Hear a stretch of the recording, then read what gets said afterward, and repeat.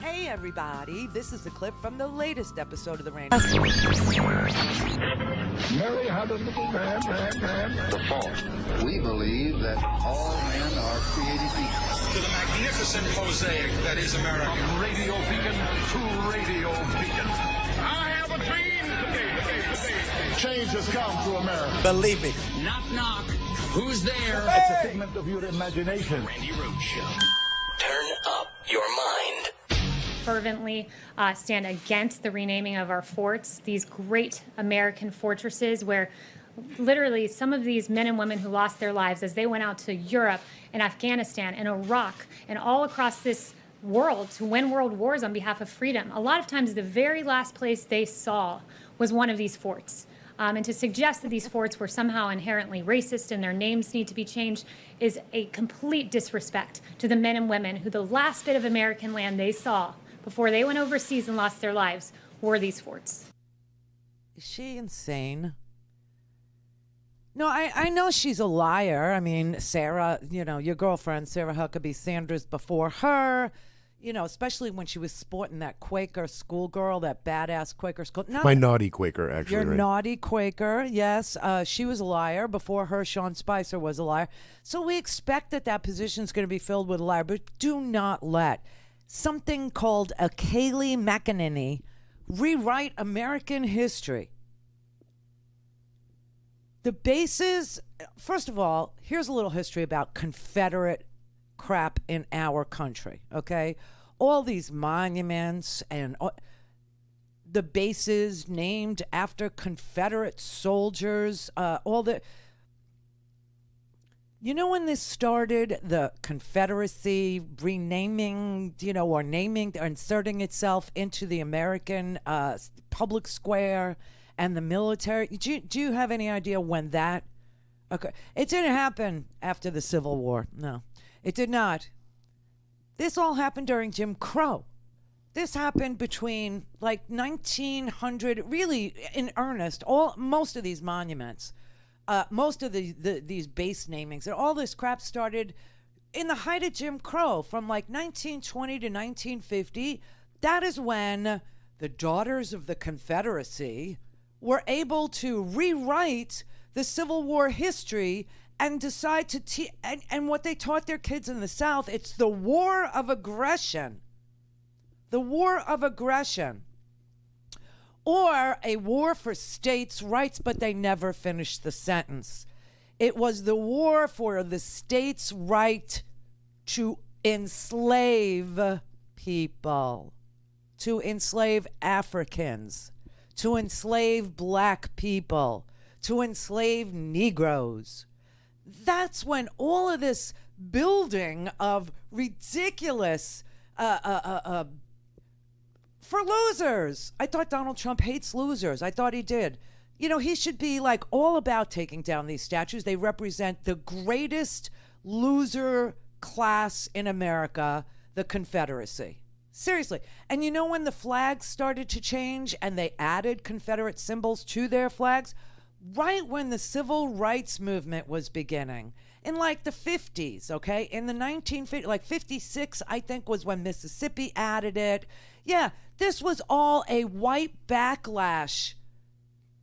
This was all about a white... Now, let's talk about black participation in these great wars of ours, shall we? Let's get a little history on into Kayleigh McEnany's blonde bimbo brain. I mean, what do they teach at these, expensive, fancy Ivy League colleges? I didn't go, so I don't even know how you could turn out this way. I don't even know what that experience is. The Medal of Honor was invented during the Civil War. The Civil War. It is the highest honor the military presents. 25 Union soldiers, we don't even talk about the Union soldiers, do we? Let's talk about the winners for a moment, shall we? 25 Union soldiers who are African American, who are black men, won the Medal of Honor in the Civil War fighting for the Union. Why doesn't she know that? Why don't we name some of the bases after them? How's that for an idea?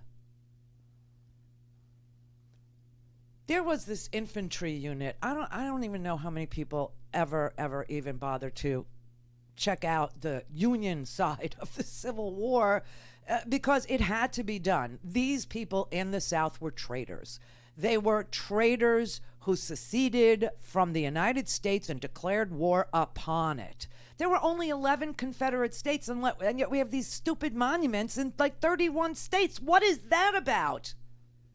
I'll tell you what that's about. It's about sending a message to uppity black people, except those people died for our country over and over and over and over and over again in every freaking war, from the Spanish-American War, the Indian Wars, Buffalo Soldiers. What is wrong with people? What is wrong with this girl?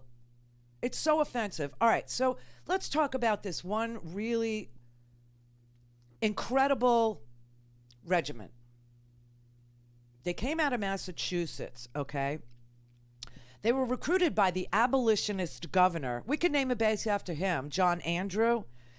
He was the abolitionist governor of Massachusetts, and he raised the first black regiment in the North, okay? He literally went out and got recruiters. He employed them. And these recruiters traveled all over the free states, enlisting former slaves and lifelong freemen to fight against these traitors who seceded from the United States of America so that they could protect the right to own people, to own human beings. All right, one of the people that actually was hired as a recruiter is somebody that Donald Trump thinks is still alive, Frederick Douglass. And Frederick Douglass's two sons were the first recruits, the first enlistees from New York into the 54th. And he wasn't, the letter that I went to get the letter. I got the letter. The letter that laid out the qualifications was young men of military experience, of firm anti-slavery principles, ambitious, superior to the vulgar contempt of color, meaning superior to racism, that it won't bother you, okay? That you're fighting for a just cause and you know it. Having the faith in the capacity of colored men for military service. The first commander of the 54th was a guy named Robert Gould Shaw. I think he's the guy that was supposed to be the guy in the movie Glory. Remember the movie Glory? Matthew Broderick's character. Yes. Well, he was actually a zealous abolitionist.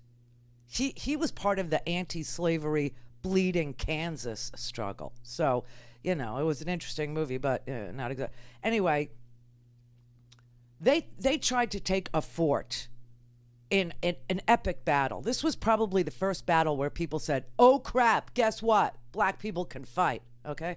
It was Fort Wagner. It was on the tip of Morris Island in Charleston Harbor, and it was an important point of exit and entry for the Confederacy, right? And if the Union forces got Fort Wagner, then the Confederacy would be cut off from a crucial port. Anyway, it was a massive, bloody battle. Bloody. And the Union ended up retreating. But this was the first battle that included African-American enlistees, okay? The 54th, Massachusetts 54th. One of those men got one of the first medals of honor. His name was William Harvey Carney. He was an Army sergeant in the 54th Massachusetts Volunteer Infantry. He grasped the flag, led the way to the parapet, and planted the colors thereon. And when the troops fell back, he took the flag under fierce fire to protect the flag and was wounded severely.